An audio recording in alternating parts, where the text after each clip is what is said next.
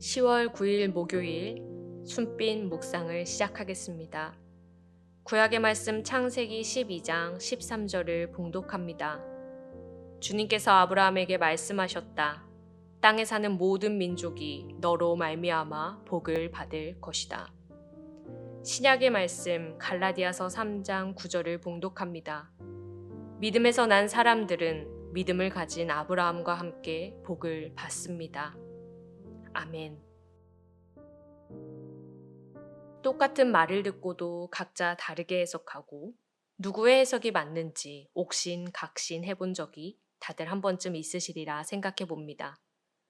듣는 것뿐만 아니라 똑같은 것을 보고도 똑같은 텍스트를 읽고도 사람마다 다르게 해석하는 경우가 참 많습니다. 오랜 시간을 함께 보내면 한마음이 될 것 같지만 오히려 친밀한 사이일수록 해석의 왜곡은 두드러집니다. 상대의 말을 왜곡하기도 하고 상대의 의도를 내 마음대로 해석하기도 합니다. 나는 그런 의도로 이야기한 것이 아닌데 상대편의 마음과 해석을 거치면서 내 의도가 왜곡되어 받아들여진 경험이 다들 한 번쯤 있으시리라 생각해 봅니다. 나는 A라고 말했는데 상대는 분명히 당신은 B의 의도로 말한 것이라며 왜 나를 비난하냐고 화를 냅니다. 오랜 시간을 함께 보낸 부부일수록 서로를 다 안다고 생각하는 관계일수록 이런 문제가 많이 발생합니다.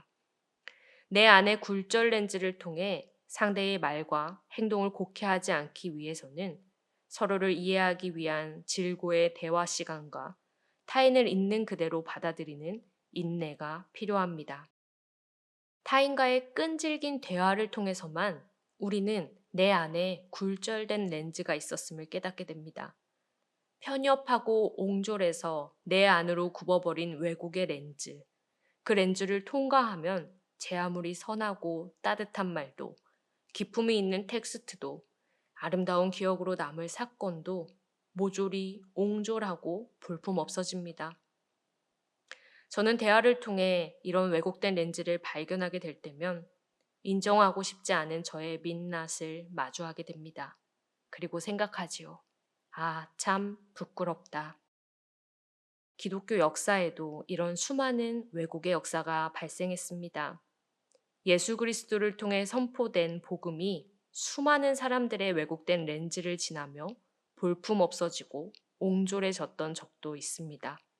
넓고 깊고 아름다운 교회의 모습도 편협하고 옹졸해져 버립니다. 세상의 맨 처음에 대해 이야기하는 구약 성경 창세기는요, 기독교의 배타성을 이야기하기보다 넓고 깊고 기품 있는 신앙의 모습을 보여줍니다. 하나님께서는 이리저리 방황하는 낮은 계층의 합의로였던 아브라함을 선택하셔서 온 세상을 축복하는 꿈을 꾸십니다. 이때는 이스라엘이라는 개념이 없었습니다.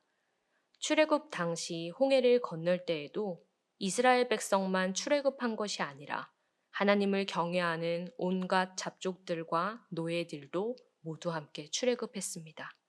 그들이 모두 하나님의 백성이 되었지요. 그러므로 이스라엘 백성은 혈연으로 묶인 단일 민족이 아닙니다. 구약성서 곳곳에는 하나님을 주라 고백하는 이들이 이스라엘로 빚어지는 역사가 담겨 있습니다.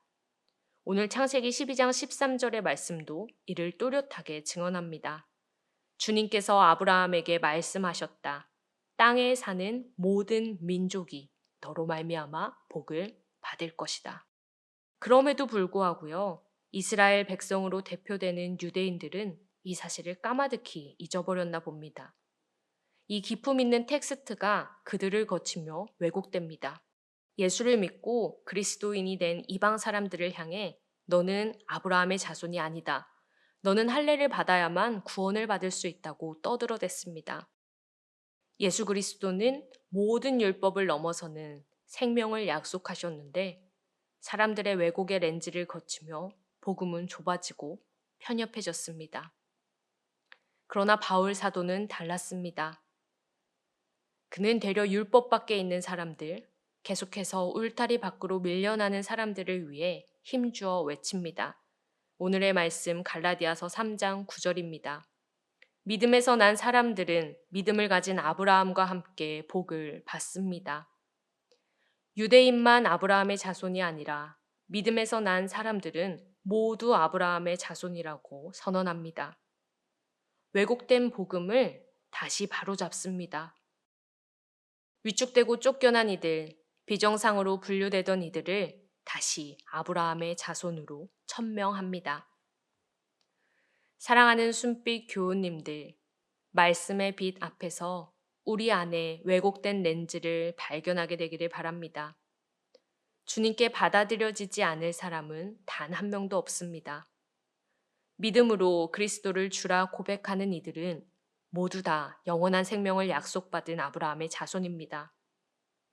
그럼에도 자꾸만 우리는 이런저런 이유와 잣대를 가져다 대며 누군가를 교회 밖으로 추방하는데 앞장서고 있지는 않은지 돌아봐야 합니다. 누구나 오라고 말씀하시는 주님의 말씀을 왜곡하며 올 수 있는 사람의 자격을 나열하고 있는 건 아닌지 생각해 봐야 합니다. 오늘 헤르누트 묵상집에 실린 요아힘 네안더는 힘주어 목소리를 높이지요. 내 안에 계신 주님을 찬양하며 그 이름을 찬양합니다.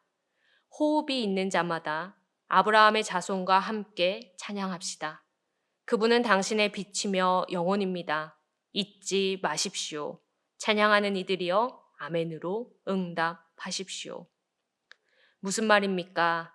누구든지 주님을 주라 고백하는 사람은 모두 아브라함의 자손이며 우리가 해야 할 일은 손에 손을 잡고 주님을 찬양하는 일이라고 선언하는 것이지요. 깊어가는 가을, 우리의 마음도 풍요롭고 넓고 깊어지기를 바랍니다. 주님의 말씀을 왜곡하여 나의 좁은 시각에 받아들이는 것이 아니라 크신 주님의 말씀을 받아들이며 우리의 좁은 마음도 넓고 깊어지기를 기도합니다. 그리하여 땅에 사는 모든 민족이 우리를 통해 복받는 인생이 되기를 간절히 소망합니다. 함께 기도하겠습니다. 사랑해 주님 감사합니다. 자격 없는 우리를 주님의 자녀 삼아 주신 놀라운 은혜에 감사드립니다.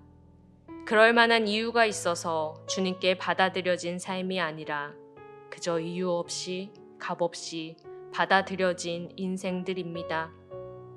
어리석게도 그 사실을 자꾸만 잊고 누군가를 향해 높이 벽을 세우는 우리를 불쌍히 여겨 주십시오. 크신 주님의 말씀이 좁은 나를 지나며 좁아지고 굽어지고 왜곡됩니다. 주님, 연약한 우리의 마음을 넓혀 주십시오. 더디더라도 조금씩 왜곡의 렌즈를 벗어 던지게 하여 주십시오. 예수 그리스도의 이름으로 기도드립니다. 아멘.